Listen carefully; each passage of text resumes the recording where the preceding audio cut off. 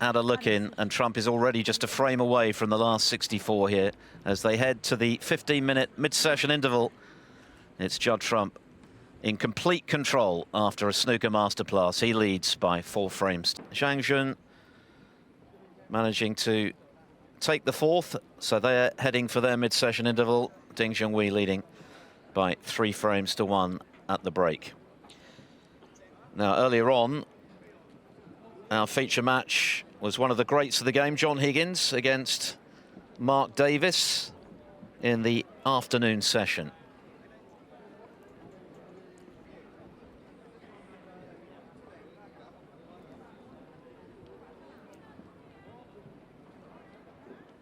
Davis actually has a more than useful record against Higgins, so the 4 times world champion would not have been taking anything for granted coming into this match. And Higgins has been queuing very nicely again of late. It's just the silverware at the end of the week that's been eluding him. But it's a measure of the difficulty in winning these big events these days. So many great players out there. Higgins knocking on the door of 50, of course. He'll reach the big 5-0 this spring, but still competing with the very best, and still a major contender every time he rocks up.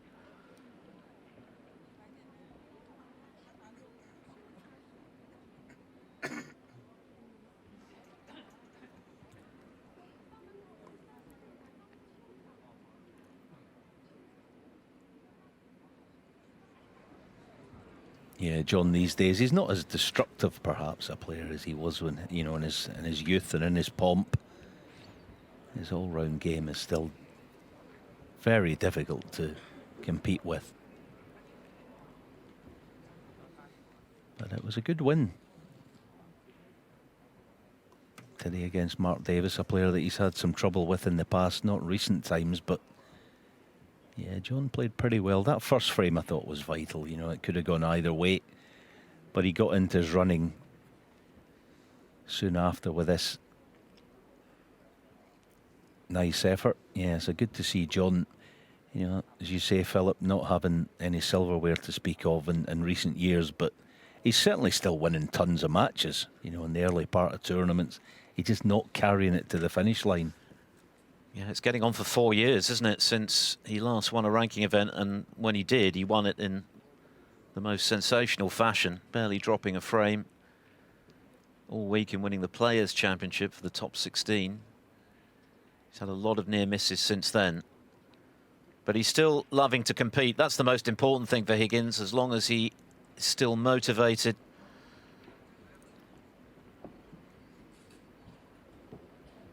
Then he's going to continue to keep showing up and be a threat to anyone he plays.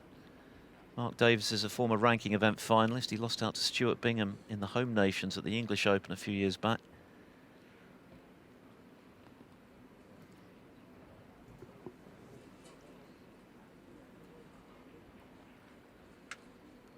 But it was Higgins monopolising things in the early stages, and he never really loosened his grip on the match, having got a good start.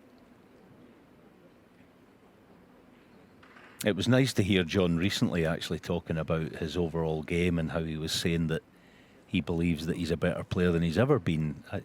You know, whether that's the case, as long as he believes that to be the case, then that's the most important thing. But it's good to hear.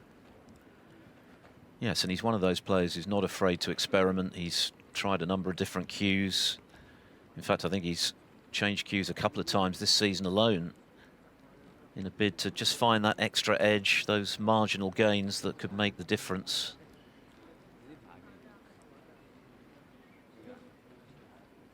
Yeah, and he's a guy as well that down the years, I know, you know, been in the club and around, you know, and practice day in, day out. He's not a guy that, he doesn't actually enjoy coming in and doing 2, 3, 4 hours on his own. He likes to go in and play a competitive couple of best of sevens with one of the other lads. I must admit, I would actually really like to see John do some solo stuff and you know, try and get that sharpness, but perhaps he's been doing it that long now that he just finds it difficult. Well, he was completely dominant in the first half of this match. Those 2 centuries, a couple of other half centuries as well, including in this 4th frame. So he really broke the back of the match before the interval.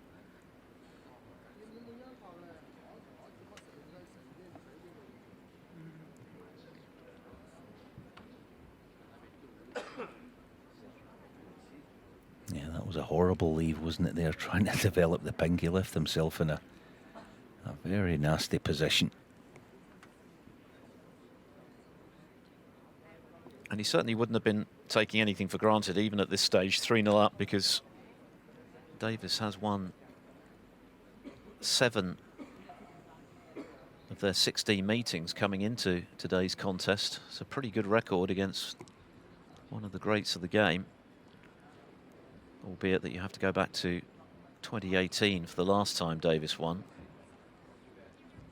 Higgins coming into this having won the last 4 encounters, including at the World Championship. But Davis had beaten him both at the Crucible and the UK Championship, so he would have come in with reason to believe he could cause an upset. It wasn't to be.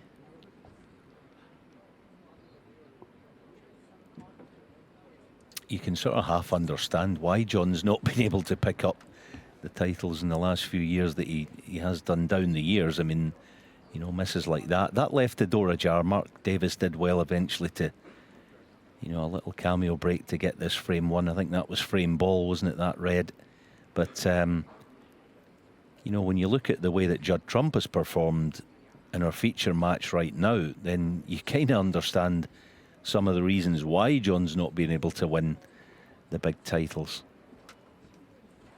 So Higgins detained, but not for long, as it turned out.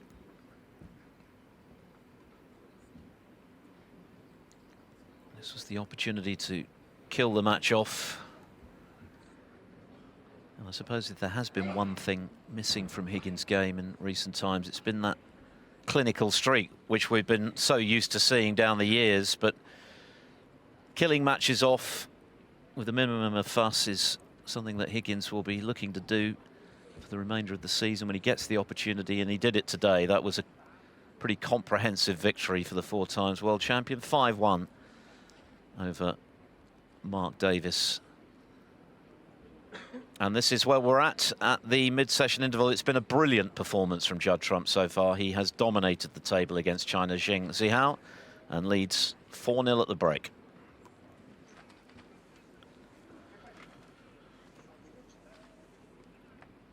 So we're at the mid-session interval in both the matches on tables 1 and 2. But of course there's plenty of other snooker going on in this evening session. The first day of this 14th ranking event of the season, the World Open, back on the calendar last season after the COVID hiatus. And Judd Trump looking for his 3rd title and his 3rd in a row, having beaten Ding Junhui to lift the trophy 12 months ago. Let's look back on frames 1 to 4. Yeah, this was the first sort of statement shot, wasn't it? You know, up until that point, there was a lot of defensive stuff from Judd, but it was the correct way to just set his stall out. This one went astray, but he's having to play it with a bit of left-hand side. Just pushed the cue ball on a brand new super slick cloth, just pushed it to the right a fraction. But soon after got his second chance to put the opening frame away. And of course he made no mistake keeping his young opponent firmly in the chair. So it was, yeah, a more than satisfactory first frame, I think, from Judd. It's always the same when you come out to a new tournament. You want to get, you know, obviously win the first frame, get a feel of conditions, how the cloth's playing, and indeed the pockets, which, as we said earlier, tend to play marginally more generous in China these days than they do perhaps in the UK. This pink, though, in frame 2 was the century ball. No heroics because he's chasing the 100. And that red, of course, didn't matter. So at that stage, in total control, Trump 2-0.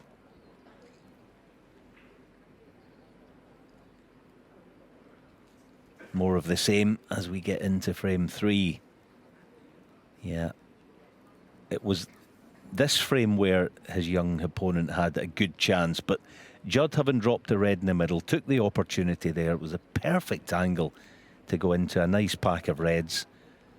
And this black coming up was frame ball. It obviously was no problem at all. It just remained to be seen whether he could go on and make another century and get closer to the century of centuries at the end of this season.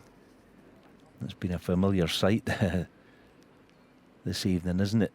Xing Zihao sitting in the chair, nothing he could do about it, trying some exhibition shots. Judd at the tail end of frame 3, and basically his young opponent was not troubling the scorers really.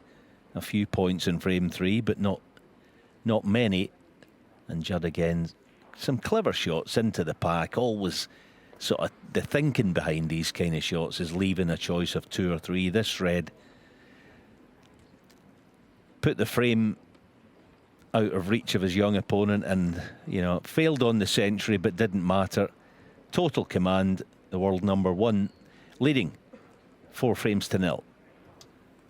Yes, the only blot on the landscape there. His failure to make his 3rd consecutive century with that 100 hundreds in mind come the end of the campaign, which would net Trump another 6-figure bonus. He's already earned well in excess of 1.2 million this season alone, and in excess of 10 million for his career now.